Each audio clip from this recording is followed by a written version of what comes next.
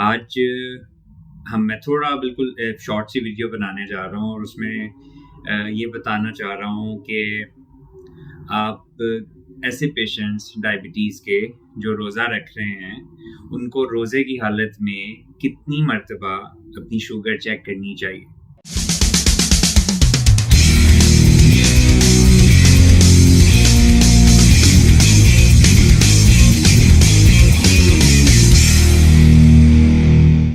बिस्मिल्लाहिर्रहमानिर्रहीम। अस्सलाम वालेकुम वरहमतुल्लाहि वबरकातुहू। मैं डॉक्टर अमानुल्लाह भल्ली आज की रमज़ान सीरीज़ की अपनी नेक्स्ट वीडियो के साथ आपके channel and talk by doctor Aman में दोबारा आपकी खिदमत में हाज़िर हूँ। आज मैं थोड़ा बिल्कुल शॉर्ट सी वीडियो बनाने जा रहा हूँ और उसमें ये बताना चाह रहा हूँ कि आप ऐसे पेशेंट्स डायबिटीज़ के जो रोज़ा रख रहे हैं, उनको रोज़े की हालत में कितनी मर्तबा अपनी शुगर चेक करनी चाहिए। ये बहुत एक कॉमन बिलीफ है हमारे लोगों में कि शुगर चेक करने से या ब्लड अगर कहीं बॉडी से निकल आता है तो आपका रोज़ा टूट जाता है। I just wanted to clear, मैं ये बताना चाहता हूँ कि ऐसा दुरुस्त नहीं है। अगर आप अपनी शुगर चेक करते हैं तो ऑब्वियसली जब आप प्रिक करेंगे तो ब्लड निकलता है, लेकिन उसका रोज़े टूटने से कोई ताल्लुक नहीं है। और डायबिटिक पेशेंट के लिए अपनी शुगर को दिन में मल्टीपल टाइम्स चेक करना बहुत ज़रूरी है। उसको ये पता होना चाहिए कि उसको सिम्टम्स एक्सट्रीम्स ऑफ शुगर पे आएंगे और बाज़ दफ़ा डायबिटिक पेशेंट्स के अंदर एक्सट्रीम लेवल्स के ऊपर, यानी कि शुगर बहुत लो हो जाने और बहुत हाई हो जाने पे भी कोई सिम्टम नहीं आता, लेकिन रोज़े को जारी रखना ऐसे लेवल्स के ऊपर जो है वो रोज़ेदार के लिए, डायबिटिक पेशेंट के लिए ख़तरनाक हो सकता है।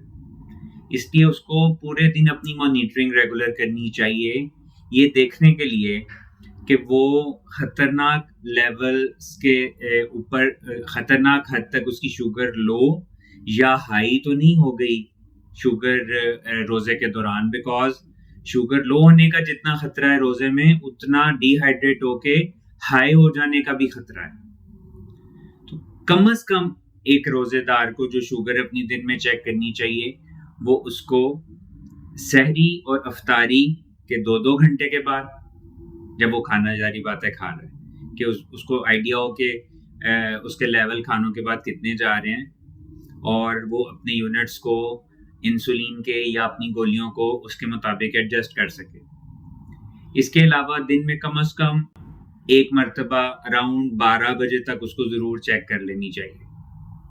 इसके अलावा उसको अफ्तारी से फ़ौरन पहले ज़रूर चेक कर लेनी चाहिए, तसल्ली करने के लिए कि कहीं उसकी शुगर जो है बहुत ज़्यादा लो वाली साइड पे तो नहीं जा रही अफ्तारी से पहले, या डिहाइड्रेशन वगैरह की वजह से हाई वाली साइड पे तो नहीं जा रही अफ्तारी से पहले। और इसके अलावा अगर वो कोई भी किस्म का सिम्टम अपनी तबीयत में फील करता है जो कि रूटीन से हट के है, तो उसको उस वक्त भी अपनी शुगर चेक कर लेनी चाहिए। तो अगर मिनिमम पॉसिबल मैं आपको बताऊं कि डायबिटिक को कितनी मर्तबा अपनी शुगर चेक करनी चाहिए रोज़े की हालत में, तो वो बन गया सहरी और अफ्तारी के 2-2 घंटे के बाद, दिन में मिड डे पे तकरीबन 12 बजे के अराउंड, इसके अलावा अफ्तारी से फ़ौरन पहले, और एक मर्तबा मज़ीद अगर उसको किसी किस्म का अपनी तबीयत में कोई तब्दीली फ़ील होती है, कोई सिम्टम्स नए फ़ील होते हैं जो उसको पहले कभी नहीं फ़ील हुए, तो ये बन गई आपकी 5 to 6 टाइम्स जो उसको डायबिटिक पेशेंट को अपनी शुगर दिन में चेक करनी चाहिए। रोज़ा तोड़ना कब है, कब किस लेवल के ऊपर आपका जो है वो जायज़ हो जाता है कि रोज़ेदार जो है वो अपना रोज़ा तोड़ दे।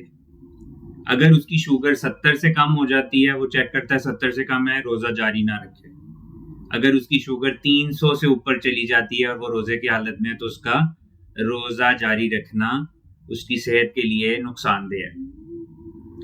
और प्रेग्नेंट ख़वातीन को बी ये उनके भी यही लेवल है कि 70 से नीचे या 300 से ऊपर अगर उनकी शुगर जाती है तो उनको नहीं रखना चाहिए। और अगर उनकी एक एडिशनल है कि अगर उनके बच्चे की हरकत उनको लगता है कि कम हो गई है तो भी उनको रोज़ा कंटिन्यू नहीं रखना चाहिए। तो ये आज एक छोटी सी वीडियो थी आम लोगों की इंफॉर्मेशन के लिए।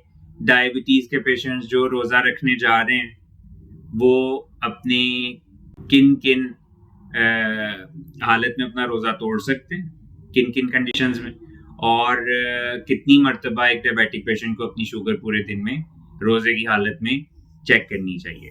तो ये हम रमज़ान सीरीज़ को ऑलमोस्ट एंड पे पहुंच गए।